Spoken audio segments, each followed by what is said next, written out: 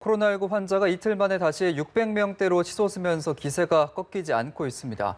평일 대비 검사 건수가 줄어드는 주말임을 감안하면 유행 상황이 더욱 심각해 보이는데요. 정부는 거리두기 격상 가능성에 무게를 두고 있습니다. 네, 관련 내용을 전문가와 자세하게 짚어보겠습니다. 천은미 이대 목동병원 호흡기내과 교수 모셨습니다. 안녕하십니까? 어서 오십시오. 안녕하세요. 네. 신규 확진자가 631명이고 이렇게 되면 이틀 만에 600명대로 다시 올라서게 된 건데 이렇게 거리두기 단계가 강화됐는데도 확산세가 진정되지 않는 원인을 어떻게 봐야겠습니까? 첫 번째는 이제 계절적 요인이 되겠습니다. 겨울이어서 바이러스가 이제 생존력이랑 감염력이 높아지고 예. 사람들도 이제 밀집도가 높아진 게 큰 요인이고요.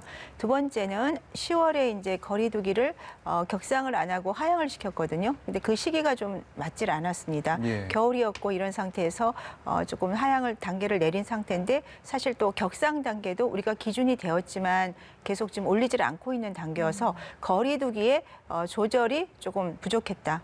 네, 그리고 무증상 감염자에 대한 그런 검사나 확진자를 찾는 노력이 조금 부족했다. 우리는 증상이 있는 사람 위주로 찾아가다 보니까 40%가 넘는 무증상 확진자에 의해서 감염이 전파되는 걸 고리를 놓치고 있는 이 세 가지가 지금 복합적으로 문제가 되고 또 하나는 수도권에서 발생을 했기 때문에 이것이 전국으로 전파가 되고 있고 수도권에는 일상생활 공간이 다 겹쳐 있거든요. 그래서 네. 확산세가 빠르는데 지금 비수도권을 보시면 부산이나 경남 이런 쪽으로 큰 대도시 주변으로 아마 확산세가 느는 걸 알 수 있으실 겁니다. 네. 서울 수도권과 똑같은 그런 확산세가 지방으로도 똑같은 형태로 퍼지고 있기 때문에 지방도 이번에 수도권뿐 아니라 지방에서도 이 거리두기 단계를 같이 동시에 격상하는 것이 저는 선제적인 조치라고 생각합니다. 예.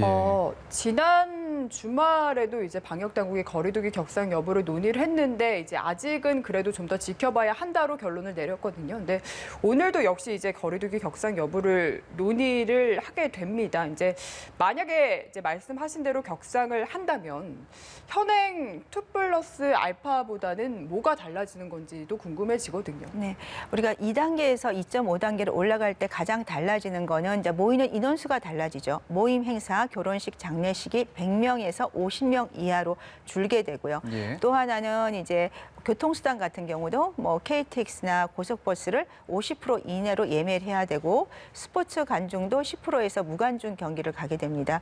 그리고 학생들도 3분의 1 이내에서 등교가 가능해지고 또 우리가 많이 이용하는 노래방이라든지 스탠딩 공연장이라든지 이런 곳이 우리가 사용을 할 수가 없게 됩니다. 그래서 본격적으로 이제 주점뿐 아니라 일상 다중 이용 시설로 조금 고위험 시설에 속했던 그런 곳을 이용을 못하게 되면서 사람과의 접촉을 감소시키는 그런 효과를 가져올 수가 있습니다. 예. 지금 확산세도 확산세지만 위중증 환자가 급증한다는 게 가장 심각한 문제인 네. 것 같은데 병상 확보에도 좀 비상이 걸려 있는 상황입니다. 지난 대구 사례처럼 코로나19 환자만 이렇게 전담하는 병원을 지정하는 방안도 있을 거고 여러 대안들이 있을 텐데 어떤 게 가장 지금의 좀 문제점을 해결하는 데 좋을까요? 중환자가 느는 거는 확진자가 늘기 때문에 따라서 중환자가 생길 수밖에 없거든요. 예. 그래서 제일 중요한 거는 이제 확진자를 줄이는 방법으로 선제적 검사를 해서 초기에 확진자를 찾아서 격리하는 게 가장 중요하고요. 두 번째는 병상보다는 생활치료시설을 더 확충을 해서 예. 초기에 환자가 중증으로 넘어가지 않게 관리를 해줘야 되고 그 중간 지점에서 우리는 항체치료제 같은 국내에서 생산이 가능한 초기 치료제를 주사를 해서 중증을 좀 막아주는 거죠. 그다음에 병상을 준비를 해야 되는데 병상은 준비가 제일 어렵기 때문에 제가 제일 나중에 말씀을 드리는 거예요. 지금 수도권에서 확진자가 많이 나오다 보니까 수도권에 있는 서북병원이나 동부시립병원, 서울의료원 이런 곳은 사실은 우리가 의료 보호 환자라든지 노숙자들을 위한 취약계층을 위한 마지막 보류의 병원입니다. 여기에 계신 분들이 다 퇴소를 하게 됐어요. 예. 왜냐하면 150 정도의 병상을 만들기 위해서 코로나19 환자를 위한 병상을 만들다 보니까 이분들은 일반 병원에 가시기 굉장히 어려워요. 예. 의료급여고 노숙자분들이어서 비용 부담 때문에 입원을 못 하시고 또 여러 가지 환경이 안 좋다 보니까 그 여러 가지 기저질환이 많은 분들입니다. 그런 예. 환자들 좀 많이 봤기 때문에 정부 당국에서 그런 코로나 환자를 위해서 이 병원을 만들면 이런 취약계층의 의료 보호 환자, 노숙자들을 입원할 수 있게 정부가 단기간 지원을 해주셔야 일반 사설병원에 입원을 하실 수가 있어요. 그러니까 이 점에 대해서도 지금 정책이 발표가 안 돼서 저는 좀 개인적으로 임상의사로서 굉장히 걱정을 하고 있고요. 네. 그래서 그렇게 지금 일부 뭐 150개 정도를 준비를 하지만 지자체별로 또 다 준비가 돼야 되거든요. 근데 병상은 금방 그렇게 만들 수가 없습니다. 그래서 정부 당국에서는 봄부터 계속 병상 얘기를 하셨지만 조금 확진자가 주니까 또 병상을 풀어버렸고 그러면 사설병원에서는 겨우 마련해놓은 병상을 일반 병상 돌렸다가 다시 코로나19 환자 병상으로 돌리게 되면 병원으로는 정말 막대한 손실이 가거든요. 그게 보상이 또 안 돼요. 그러니까 여러 가지 어려운 문제들이 있기 때문에 제도적 보완이 꼭 필요하고 지금은 확진자를 최대한 찾아서 중증으로 안 가게 하는 게 가장 중요하다고 생각합니다. 그렇군요. 취약계층 말씀해 주셨는데 사실 지금 워낙 확진자 수가 많고 역학조사에 어려움이 있기 때문에 이제는 좀 치료와 취약계층 관리로 방역 그 대응을 좀 형식을 좀 바꿔야 되지 않느냐라는 의견도 나오거든요. 이 부분은 어떻게 보시는지? 네, 그게 이제 서양이나 이제 그런 유럽에서 확진자가 많아질 때 예. 취하는 방법이죠. 왜냐하면 너무 많으니까 다 입원을 할 수가 없어서 중증 환자만 치료하는데 그것도 이미 포화 상태라 뭐 길에서 사망하시는 경우도 지금 많이 나오지 않습니까? 예. 맞습니다. 그래서 두 트랙으로 가야죠. 말씀드린 대로 선제적으로 검사해서 초기에 무증상 확진자를 찾아서 격리를 시켜야 감염을 줄일 수 있고요. 그다음 투 트랙으로 가서 치료로 예. 들어가야 되고 치료도 중증 환자를 치료하는 목적이 아니라 지금 제가 항체 치료제를 자꾸 강조를 드린 이유가 항체 치료제가 이게 초기에 바이러스를 막을 수가 있는 거예요. 세포로 침입을 막는 치료제이기 때문에 예. 보통 이거를 외래 환자에 사용을 했더니 항체 치료제를 맞은 군은 1.6% 입원을 하고요. 맞지 않은 군은 6.4%가 입원을 했어요. 아하. 그만큼 입원율을 줄일 수 있는 치료제입니다. 예. 그게 우리나라에서 지금 개발이 되고 있고 저는 정부에서 적극적으로 지원을 해서 이번 달이라도 검토를 해서 승인이 되면 확진자들한테 주사를 맞춰주셨으면 좋겠어요. 그러면 주사를 맞고 건강한 분은 뭐 집에서 자가격리도 가능하겠고 거기서 조금 증상이 폐렴이 생기면 병동으로 입원을 해서 초기에 또 다른 치료제로 치료를 하면 되겠죠. 그런 식으로 저는 분산을 시켜야지 기다렸다가 확진자가 한 번에 나오면 고령자가 많으니까 중환자실이 병상이 부족하다. 그거는 저 굉장히 좀 늦은 그런 태세라고 생각합니다. 예. 그렇군요. 항체 치료제는 백신과는 또 다른 개념인 거죠. 그렇죠. 백신은 우리가 아예 예방을 목적으로 예. 건강한 사람이 맞는 거고 항체 치료제는 이미 병이 생긴 코로나19 환자한테 초기에 주사를 맞아서 그거를 입원을 줄이고 그리고 초기에 그러니까 바이러스가 최대로 침투 못하게 하는 예방 효과도 같이 있는 것입니다. 네, 알겠습니다. 그 서울시가 어젯밤부터죠. 9시 이후에 대형마트는 물론이고요. 뭐 일정 규모의 상점, 영화관, 독서실까지 모두 문을 닫는 고강도의 조치를 취했습니다. 일명 셧다운이라고 볼 수 있는데 네. 이게 어느 정도 효과가 있을 거라고 보십니까? 우선은 밤늦게는 우리가 이제 다중 이용 시설, 뭐 마트도 이용 못하게 되면 사람들이 좀 줄기는 하겠지요. 예. 그렇지만 그 전에 9시 전까지는 또 이용을 가능하기 때문에 일부는 효과가 있겠지만 저는 이 사회적 거리두기 단계를 올리는 것에 비해서는 조금 효과는 미비하지 않을까 생각합니다. 그리고 이제 버스 운행도 감축했고 지하철도 이제 운행 횟수를 줄이겠다라고 이야기를 했는데 이게 오히려 운행을 좀 감축을 하면은 이제 횟수가 줄어들다 보면은 그렇죠. 그 부족한 대중교통을 이용하려면 오히려 밀집도가 높아지는 거 아니냐 하는 우려의 목소리도 나와서 전문가로서 좀 어떻게 생각하시는지 궁금하거든요. 그러니까 이제 우리가 다중 이용 시설을 9시 이후에 사용을 못 하잖아요. 그러면 예. 젊은 층들이 보통 저녁 늦가 주점이나 이런 데서 노는데 그거를 못 하게 돼 있어요. 그런데 사실은 우리가 출퇴근하는 분들 중에는 저녁에 많이 이용을 하시는 분들이 네. 많거든요. 그런 분들 입장에서는 도리어 많이 붐비게 되면 저녁에 그 교통량이 줄게 되잖아요. 그럼 그렇죠. 밀집도가 높아질 수도 있기 때문에 정부 당국에서는 그럼 출퇴근하는 사람이 얼마인지 아니면 그냥 놀기 위해서 이렇게 좀 늦게까지 있는 분이 얼마인지에 대한 시뮬레이션을 해봐서 그거를 적정 수준에서 저는 줄이는 게 맞다고 생각합니다. 네. 그렇군요. 지금 수능이 이제 여러 논란 끝에 굉장히 힘들게 이제 마쳤는데 인천에서 수능 시험을 감독했던 서울에 거주하는 교사가 확진 판정을 네. 받았거든요. 지금 이제 대학별로 좀 입시 전형이 진행되는 상황이라서 이 부분 주의 깊게 봐야 될 것 같습니다. 네. 어떻습니까? 그 수능 감독관뿐 아니라 예. 이제 학생들 중에도 상당히 많은 학생들이 무증상 감염이 전 있을 거라고 생각을 합니다. 예. 그래서 학생들이 이제 검사는 안 하지만 철저하게 마스크 착용을 하고 있기 때문에 감염력은 높지 않겠지만 그 중에는 분명히 감염이 될 수 있거든요. 없거든요. 그래서 저는 이 선제적 검사를 자꾸 강조하는 이유가 50만 명 이상이 움직였기 때문에 수능 전에는 검사를 지금 안 했어요. 그러면 수능이 끝났고 이제 뭐 논술 면접이 있는데 검사를 하라고 하면 학생들이 안 하겠죠. 그럼 그 끝나는 시기가 아마 다음 주 정도일 텐데 그때라도 저는 의무적으로 PCR 검사를 정부에서 다 맞게 무료로 검사를 하게 해주든지 아니면 신속 항원 검사를 그냥 풀으셔서 본인들이 스스로 검사를 해서 스스로 자가격리를 하거나 신고를 할 수 있게 해주던 두 가지 트랙으로 저는 조금 말씀을 드리고 싶고 지금도 보시면 이제 확진자가 많아지다 보니까 요양병원도 많이 나오기 시작해요. 거기서도 검사를 정기적으로 해야지 효과가 있지 정부에서 이걸 모두 다 검사를 하겠다. 저는 그거는 굉장히 지금 상태에서는 힘들어요. 그때는 뭐 20-30명 나올 때 정부에서 조절을 할 수 있겠지만 지금은 600명이지만 주말에 600명이면 지금 1000명이 훨씬 넘거든요.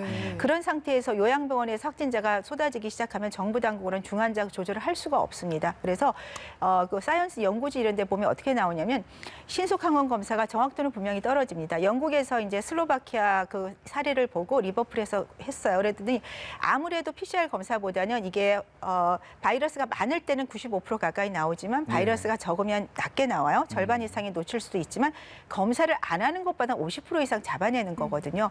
그렇기 때문에 지금 우리 이런 상태에서 저는 요양병원 쪽에는 정기적으로 검사를 그러니까 매일 하거나 일주에 3일에 한 번씩 하면 굉장히 떨어뜨릴 수가 있고요. 일주에 한 번 하면 66%, 2주에 한 번 하면 47% 확진자를 찾아낸다는 연구가 나왔어요. 최근에. 그게 무슨 말이냐?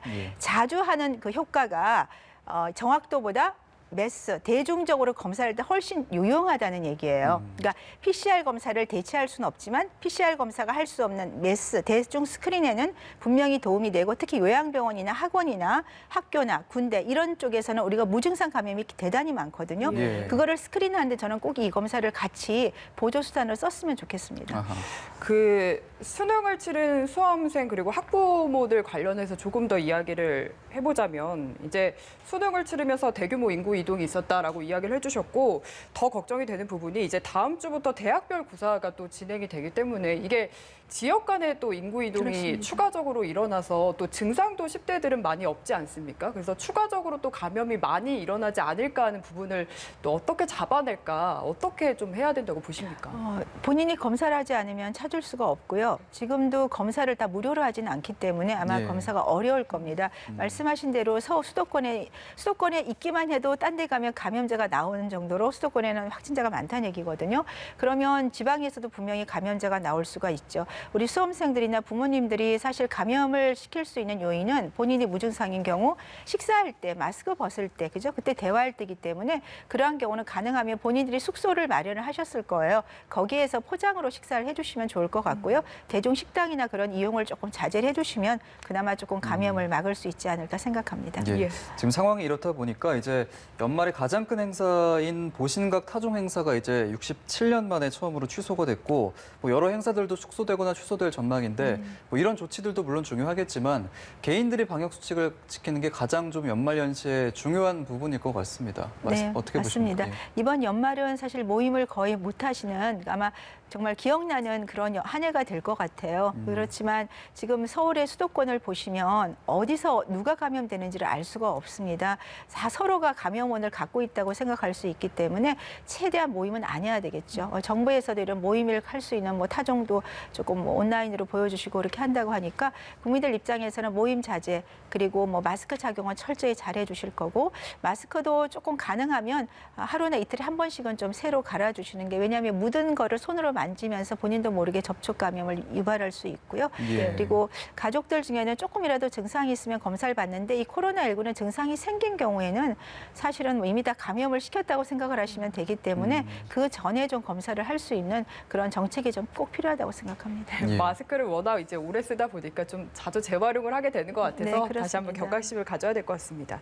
그 미국 소식 잠시만 짚어보자면 그 확진자가 이제 22만 명을 넘어서면서 또 또 최고치를 경신하면서 이제 본격적으로 백신 접종에 나서는 부분이 주목이 되고 있습니다. 근데 접종을 서두른다고 하더라도 사망자 수가 10,000명 선에 그치는 부분 정도밖에 막을 수 없을 것이다라는 암울한 전망이 나왔거든요. 이 부분 어떻게 생각하시는지 궁금하고 또 우리나라는 백신 접종 언제쯤 이제 이루어질 수 있을지 이 부분도 궁금하거든요. 좀 어떻게 보십니까? 미국이 지금 백신을 이번 달 이제 아마 승인이 되면 화이자, 모더나를 맞을 것 같습니다. 그렇지만 백신 수급이 많지가 않기 때문에 일부 층에서 아마 기저질환이 있는 그런 요양원 쪽에 먼저 맞을 것 같은데 그게 많지가 않아요. 예. 그렇기 때문에 그 백신 접종으로 예방률이 아마 굉장히 적어서 10,000명 정도를 예방할 수 있고 그 대신 마스크를 쓰면 6만 명 이상이 예방을 할 수 있다고 그러죠. 그러니까 마스크나 사회적 거리 두기를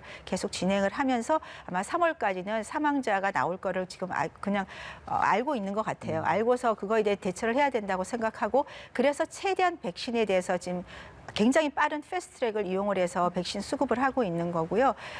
모더나나 파이자 같은 경우는 mRNA 백신을 이용해서 놀랍게도 95%, 94% 가까이의 예방률을 갖고 있고 큰 부작용이 없는 걸로 알려져 있고요. 이미 2달 전에 그 임상 연구가 끝나면 2달간 연구를 봤더니 큰 부작용이 없게 나왔습니다. 그래서 유럽은 지금 곧 승인이 날 거고 유럽 중에도 영국이 가장 빨리 승인이 났죠. 그 이유가 이제 EU를 탈퇴했기 때문에 그 나라에서 자발적으로 승인을 받을 수 있었던 거여서 그렇고요. 네. 우리나라가 이제 가장 이제 제일 중요하죠. 우리나라는 아직까지 이제 그 애스트라제네카와 이제 협상을 해서 구매를 하고 한 3천만 명 분 정도를 이제 생각을 하고 계시다고 하시는데 아스트라제네카는 사실은 굉장히 가격이 싸고 또 유통도 용이한 장점이 있습니다. 그렇긴 한데 아직 임상 연구가 다시 추가 임상을 해야 되죠. 절반 용량을 쓴 경우에 초기에 오늘 90%가 나왔지만 55세 미만만 포함이 됐고 설명이 좀 안 되는 문제가 있어 추가 임상 연구가 들어가게 돼 있습니다. 그러다 보니까 임상이 아마 내년 초가 돼야 끝날 수 있을 것 같아요. 그러면 그때서 승인이 되면 좀 늦게 맞을 수 있고 또 예방률이 만일에 정말로 90%가 나온다 모르지만 지금 전체 용량을 한 달마다 2번 맞은 거로는 62%밖에 안 나왔어요. 그러니까 일반적인 독감 백신 정도의 예방률이 나왔기 때문에 그 아스트라제네카를 우리가 다 맞는다면 우리는 전 국민이 다 맞아야 60% 예방률을 가질 수가 있습니다. 그리고 다른 백신들은 아직까지 3상이 내년 초에 들어갈 거기 때문에 조금 더 늦어질 것 같아서 우리는 여름이나 빠르면 여름 정도에 맞을 수 있을 것 같은데 그것도 이제 모더나 파이자가 아닌 다른 지금 아스트라제네카 같은 경우가 어느 정도 나올지는 아직 확실히 모르겠어요. 추가 임상이 필요하지만 그러니까 조금 더 효과적인 백신을 조금 더 빨리 맞을 수 있게 저는 정부가 지금 가장 정말 중점으로 해야 될 게 백신 수급이라고 생각합니다. 그러니까 부작용에 대해서는 여러 번 했는데 올해 말에 여러 나라가 맞거든요. 전 한두 달만 보면 알 수 있을 것 같아요. 근데 그때 이미 부작용 다 보고 우리 구매한다 그러면 이미 선구매가 다 끝났기 때문에 지금부터 조금 서둘러 주셔야 우리 국민들도 이제 봄에는 다른 나라처럼 경제 무역도 열고 여행도 가고 학교도 다녀야 될 것 같거든요. 네, 그러기 위해서는 백신이 가장 근본적인 치료제라고 생각합니다. 예, 알겠습니다. 백신 구매까지 한번 알아봤습니다. 천은미 이대 목동병원 호흡기내과 교수와 함께했습니다. 오늘 고맙습니다. 잘 들었습니다.